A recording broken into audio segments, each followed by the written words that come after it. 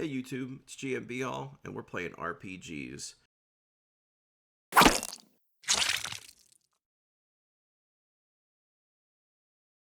I want to welcome you to the Plan, Prep, and Play series where I demonstrate how I plan prep and an element of my Old School Essentials campaign for the virtual tabletop, and then we see how it plays out. Today we're going to be doing Wandering Monsters. Players in the campaign are now coming back from a dungeon to the hub town. It's about 3 days of travel. We are playing through the module in the Shadow of Tower Silveraxe, which is a fantastic sandbox setting, which allows for a lot of hex crawling, and that's pretty much what the players will be doing in this particular session. And in order to prepare for that, I have to roll Wandering Encounters. We have the directions up here on page 121. This is the Old School Essentials rules tome for classic fantasy. Basically, the GM gets to choose how many checks a day that players might have to make, and I usually do one check a day. That seems pretty fair. We also roll for distance as well. I have simplified this for my game. 4d6 times 10 yards away is a little bit too precise for me in terms of building out a story for an encounter. So what I do is I just roll a d6. On a 1 or a 2, they're close. Surprise roll close. On a 3 or a 4, they are medium distance away. Maybe, you know, they can hail people from that distance. And then long distance is it takes a few turns of actions for the players to actually materialize in the game. So let's roll up some monster encounter rolls. Like I said, I'm GMing, refereeing the In the Shadow of Tower Silveraxe module for my players, and I have that set up right here. One of the best things about this module is that they have great encounter tables for exploring the map. And here we have the encounter table for wandering monsters that the players might encounter. So let's go ahead and roll a d12 and see what might actually happen. All right, first encounter. We got an 11. An 11 is, those are berserkers. All right, crazy barbarians. Let's see how many there are. 6. Oh boy, great. 6 barbarians coming at the players. Now, if you scroll, let's just go back to the Old School Essentials rules tome for a second, and I want you to look at this, because this is what makes things different in Old School Essentials as opposed to D&D 5e or some other version.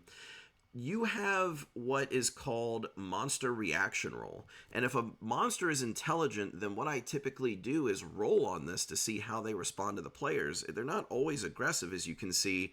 The rule of thumb is the lower the roll on a 2d6, the more aggressive the creatures are. Middle ground is more neutral, and then a higher roll is friendly. So more often than not, monsters end up being neutral. And there is some kind of communication or parlay which will flavor the encounter. Let's roll to see if these barbarians are mean or nice. Okay, that's a 2, not looking good. 4. Okay, so that, if you notice, that gets them just into neutral or uncertain. Okay, that means that these berserkers aren't necessarily going to attack the players. In the world of the game, the players are trying to stop this undead force, and perhaps maybe the berserkers, this clan of berserkers, is trying to find an escape out of the valley, and they have no intention of confronting the players because they're worried about their own survival at this point. All right, moving on. Let's see what else we got. All right, wilderness encounter table back up. D12. Okay, we got an 8. Black bears. All right, now because I mentioned that undead horrors are now spreading throughout the land because of story things that have happened in our campaign, black bears are now ghouls. All right, 1d6 ghouls. So let's see. All right, that is a 6. Once again, the players are going to have to contend with a full load of ghouls. Let's measure how close they are. Oh my god, a 1. The players are going to have to make a surprise check against 6 ghouls. I'm not going to roll monster reaction on ghouls. Ghouls are flesh-eating horrors, and they're going to try to eat the players if they possibly can. So if the players fail that surprise check, that's going to be pretty nasty. Now, They're going to take 3 days to travel back to the hub city, so I'm going to roll one more encounter just in case, and I have a 10. That's elves. Now, again, because of the players changing the world in their campaign, they have become friendly with the elves. Let's roll how many elves are here. 4. Okay. Maybe the elves are hunting these ghouls and they kind of pop on this encounter as it's going on. I think that's it. Is there anything else I gotta roll? Weather. That's a D20. And again, this module is very cool. It has like a weather system and everything. It's winter time. I have a whole calendar set up for this particular campaign. It's dead winter, so at least it's cold. 1. That means normal for season, no blizzard, no nothing. They're on a trail, so it doesn't look like they're going to get hit by a storm and risk getting lost. And that's it. What does that take? Like 5 minutes to plan the game?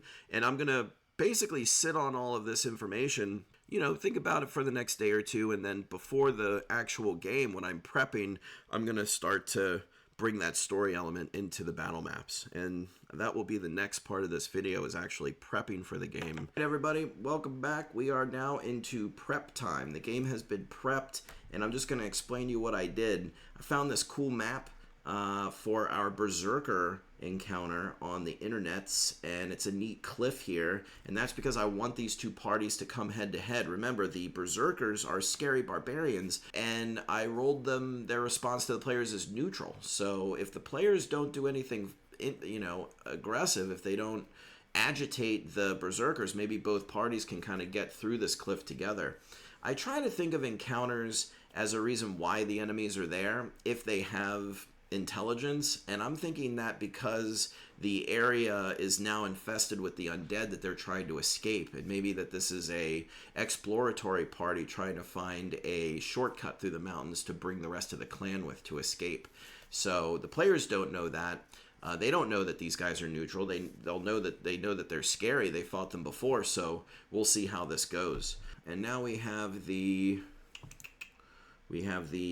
ghoul encounter, and remember, this is a surprise roll, so I'm going to roll a surprise check and see if these players actually, if these ghouls get the jump on the party. Either way, we got a woods here, and it's very claustrophobic. The ghouls are hiding in the wings here, so we'll see. Now, I do have the encounter with the elves, so maybe while they're fighting with the ghouls, I'll have the players rolling d6s, and if they roll an encounter, the further in and more desperate things become, maybe elves will be more likely to come and bail them out. So anyway, we'll see what happens. I'm not sure if the players are going to go back to town. If they do, then I have this as a setup. I have the dungeon ready if they are going to further explore the dungeon. It's basically 10 minutes to game time, and I'm ready to go, baby. It's Thursday game night. About to chug these 2 Coke Zeros and get going. Okay, so we've played through the game, and let's go back and check out what happened with these encounters. Remember, this is the beginning of the game, the session, and they have to travel back to the hub town, or they've actually made the decision to travel back to the hub town. They didn't have to do that. But yeah, it's going to be a few days, and each day they're going to roll an encounter check, and we'll see what happens. All right, go ahead and move your... Let's have the party trek across the mountains. All right, roll your wandering encounter roll. Who's rolling? Not me. You know what? I'm feeling good tonight. I'll roll. All right. Stepping up. I like it. Damn it. Stepping up. You're feeling too good. Okay. So, as you can see, it's something that I do where I let them roll the encounter rolls. And in fact, sometimes I'll even let them roll for surprise rather than do it behind the screen. I think that it generates more tension in the game. They get superstitious about it. They hand the dice back to each other. Whoever's doing well will keep rolling until they don't. And it's just kind of an interesting way of playing. I don't think you're supposed to do that. If, in fact, you don't do that, if you do what the rules say to do, and that's for the GM to roll behind the curtain, let me know how it works for you. If you enjoy it, if that changes the game in any way, Curious to know, but I've never done it, and I might do it 1 or 2 times just to see what it's like. So, you are traversing a particularly dangerous part of the mountain range here, very high up, and you find yourself on this long and narrow cliff edge. And as you are traversing this cliff edge, you notice ahead of you, about 200 yards maybe, a group of humans approaching you, coming your direction on this narrow cliff. A group of how many? It looks to be about a half dozen. So I do want to make a point here. Because I've gone through and I have hashed out, planned the encounters, prepped the encounters, I have the maps all ready to go, I have the monster motivations in hand, the descriptions of what's happening come very naturally. I'm not caught flat-footed. I give the players the basic information that they need, and I think it helps with immersion to be that ready. If you're not, and it's happened to me before where I just kind of have to flim-flam it, that's okay too, but I think prior preparation, and it didn't take too long, makes all the difference to get the players into the game. Okay. Sorry, where are we on the map? Up at the very top. See the low Yeah, round? top. I'm just going to stop you here because they are moving rather quickly in your direction. You're not sure if they see you yet. Your really only option is to backtrack faster than they are before they overtake you. How many were there? How many? 6. There are 6 of them. I say we fucking confront them. Or How yeah, many- how just many keep of going. us We don't are have there? to. I always forget. Say it We again. got like how many of us? How many people is in our group? We've got You have quite the we've got- entourage, actually. Yeah, we got it's more just- than 6. Yeah, it's like, if it was a dozen, I'd think about it. But for So 6, I would. Yeah, Gum says as we've done before, he will lead the donkeys in the front. Everybody else kind of like walk behind the cart to mask our numbers, and we'll approach them and slowly as if to see what they do. yeah. See if And they're Onyx- eating. Yeah, and Onyx, being a thief and small and quiet, she's just gonna try and be near Gump. She'll be behind the cart, but forward. The idea being if something happens and they come up, she can try to flank them a little bit, but And Gump has his, not the Gump cliff has his side, wool- the other side. Gump has his wool blanket over his armor to mask it. Yep. How many So we're just mules do you have at this point? Gump Gump is leading the donkeys. He's leading the donkeys down, as if he's by himself. Onyx is hiding kind of behind him, and others are just following behind the cart, trying to hide as they walk forward, directly behind the cart. Okay, I'm gonna bring you up to the map here and kind of show you what you're dealing with here.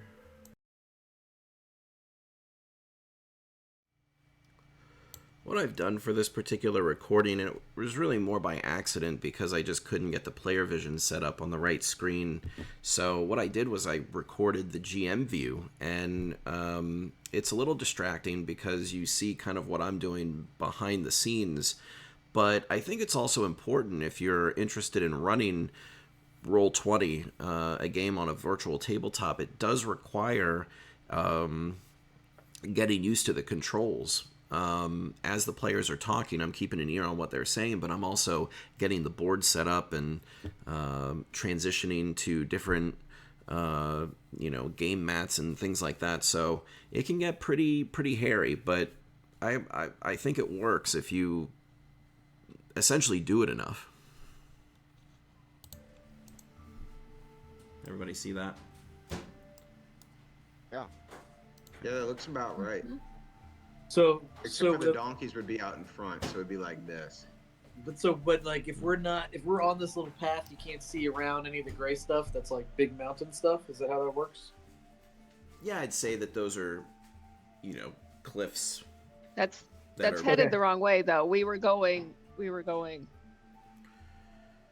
to the right, weren't we?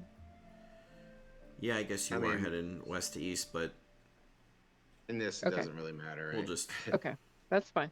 I mean, I wouldn't That's say fine. they're back there. I mean, they're like following right behind the cart, like being Yeah, covered. and like, she's by it going to be on the mountainside. to Yeah, move it the could be pieces this path kind of goes straight down. This area of the mountain goes straight down. You just kind of have to wind down the cliff, and this is just one part of the cliff where you have to backtrack a little bit to hit the path that goes back east. Maybe we'll explain it that way. Gump has his wool blanket over his armor, like, and his shield on his back, but he has his axe like in his hand underneath the wool, and he's like with his other hand he's guiding the donkeys around the trail, head down, like hood up, so people can't see his face, just like kind of like a lone man guiding his cart around the. And we have a top over it, don't we? Don't we have a? Yeah, it's definitely like a Conestoga wagon. It's Sounds like you massive. actually want to fight these guys. Otherwise, we would show them our numbers. But you want to fight them. So are you? You're just kind of preparing. You're Non-threatening. non-threatening. We're being non-threatening to begin. Okay. As if we're trying to pass through as if we're nobody, What you're seeing here is actually I have a list pulled up of all the music that I'd like to use in the game. I try to organize it by combat and other situations, exploration, dungeon delving, and I have it all lined up so I can just plug it into the music bot on Discord and just let it go.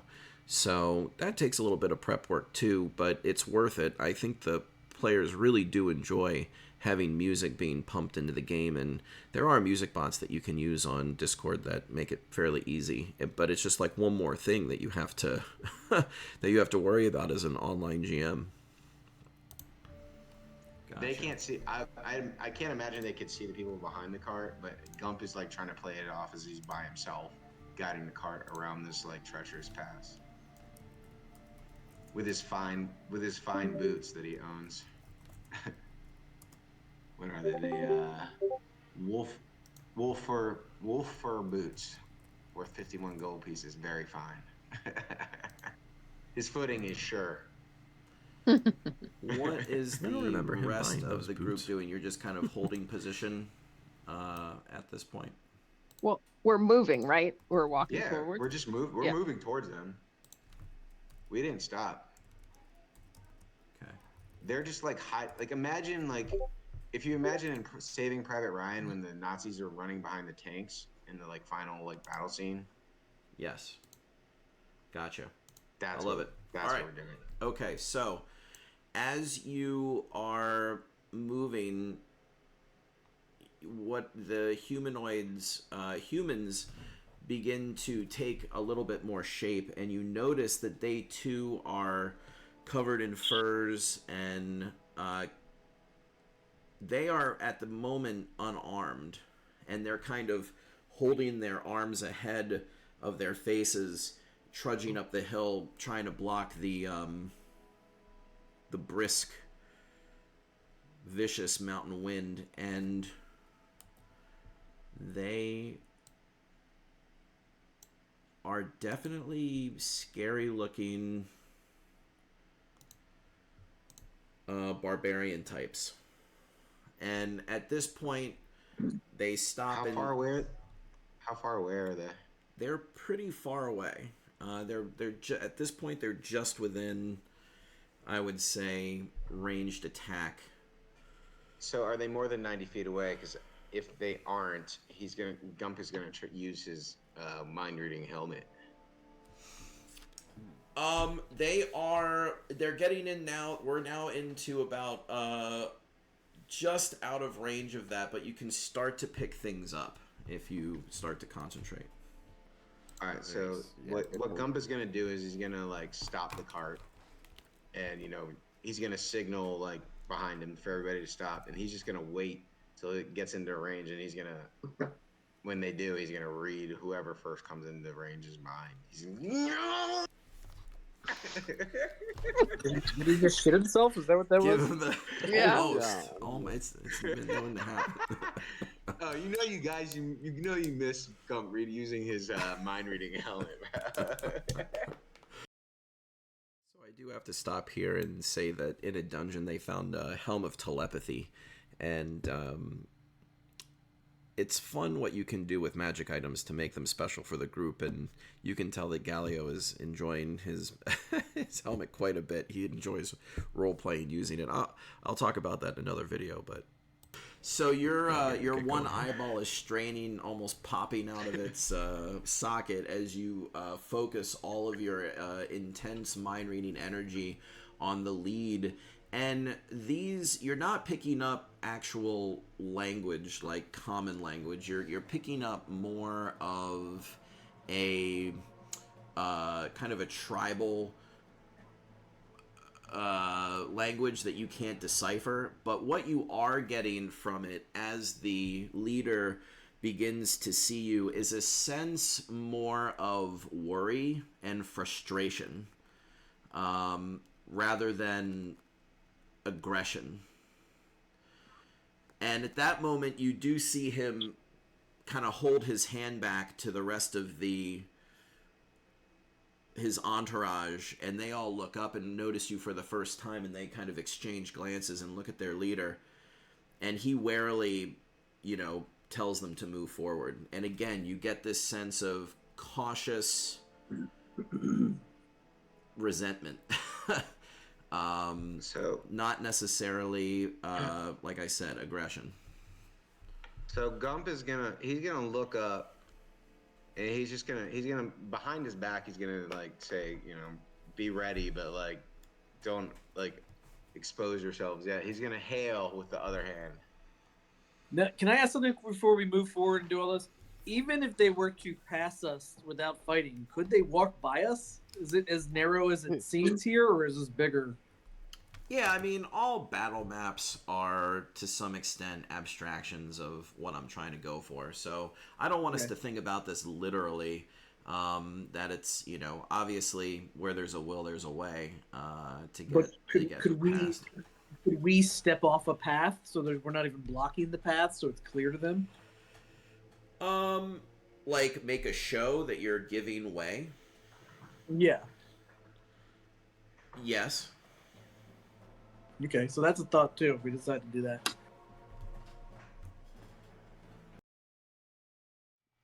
So again, when you're playing with these really high detailed maps, there is a tendency, especially for 5e players who like to play on a grid, to take everything very literally.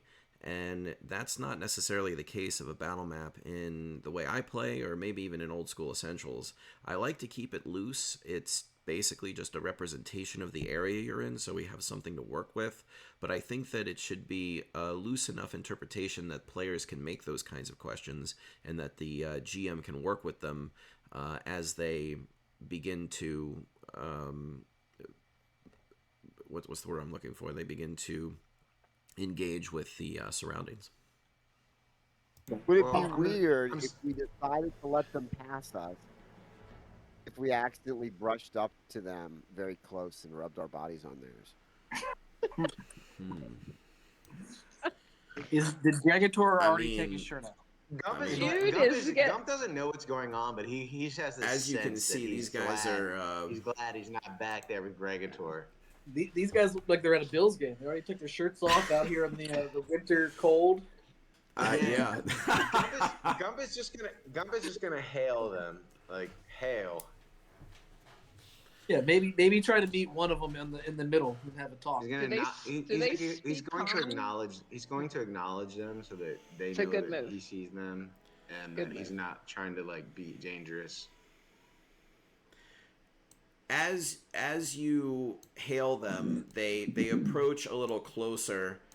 They're a little bit more tightly packed this time, not for necessarily an assault, but more for defense. And even though the leader doesn't make an outward gesture in return to you, he does not hail you as a friend, he perceptively nods at you as he approaches. Now, as they approach, their hands are on their weapons.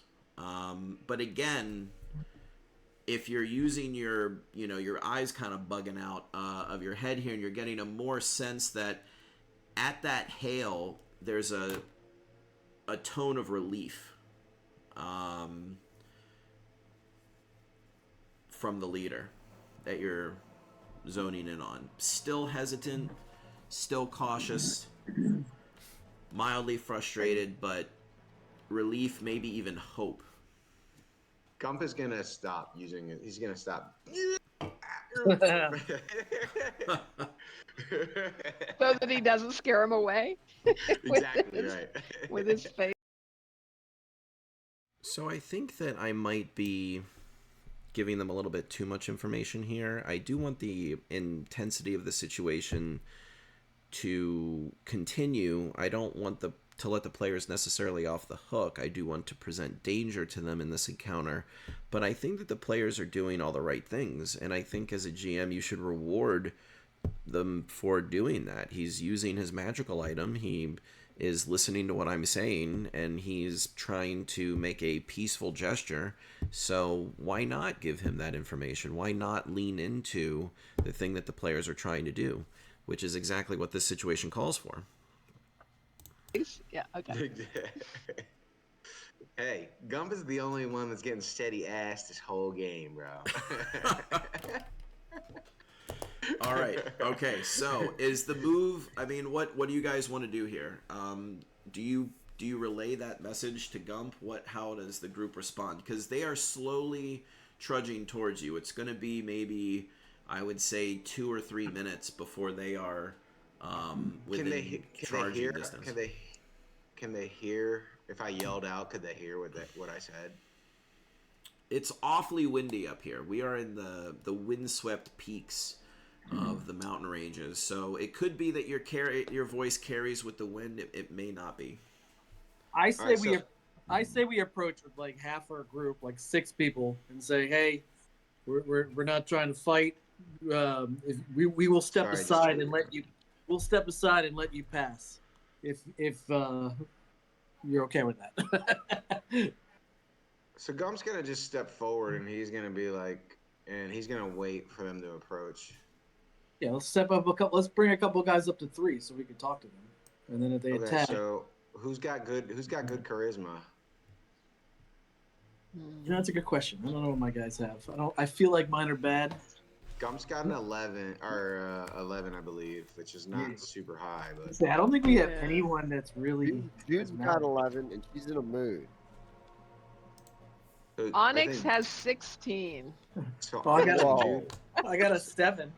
I think that 16 beats it. So Onyx and Jude step forward.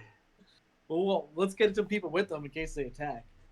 Like, we don't want to give away our numbers yet, so I'm saying they don't seem like they're dangerous. So still, all right. Send like 4 people at least.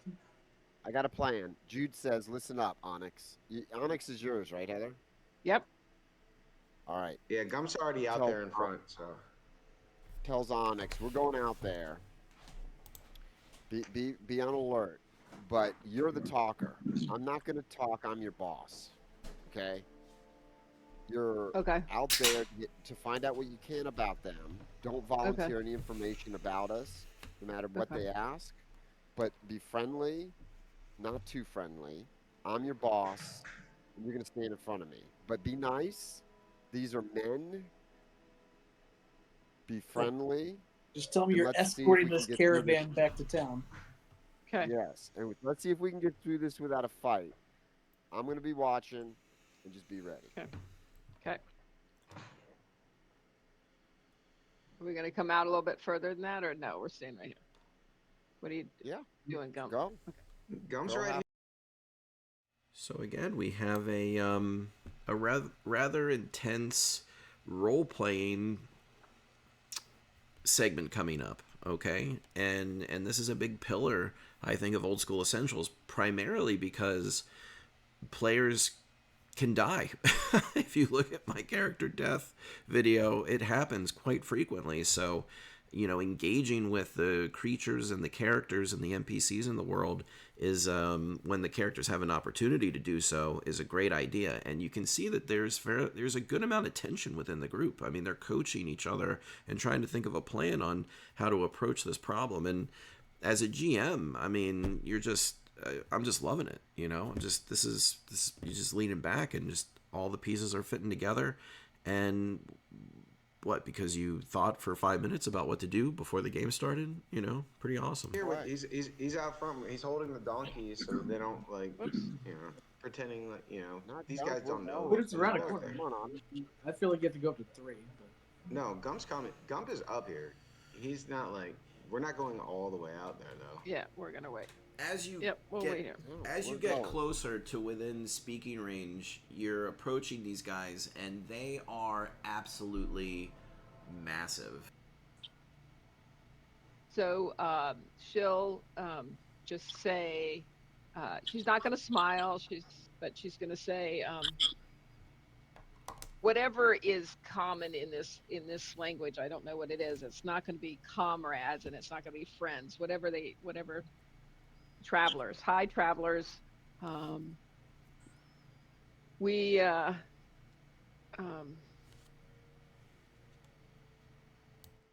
just a group of travelers like yourselves that are headed where you've come from, and we are interested to know if we can pass on friendly terms, something like that. The leader doesn't seem to recognize your words, but he recognizes your tone. And in very, very broken common, he's able to utter monosyllabic response. And he says, "Cold.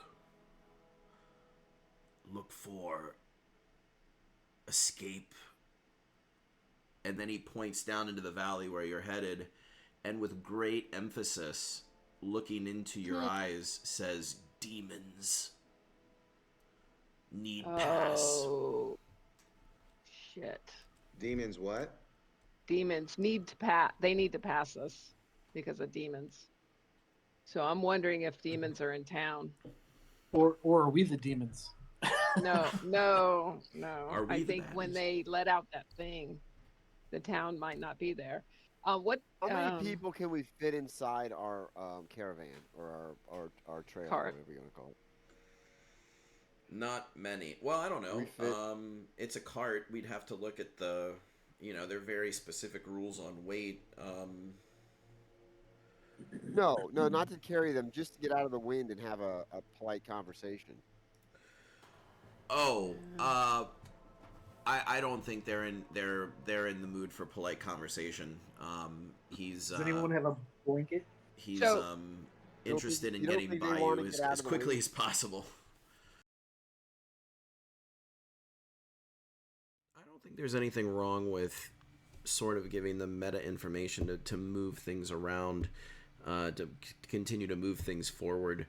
The players have realized that they are not hostile. They've reached out and been diplomatic, and as a result, I've decided to actually give them a key piece of information. There are demons on their tail.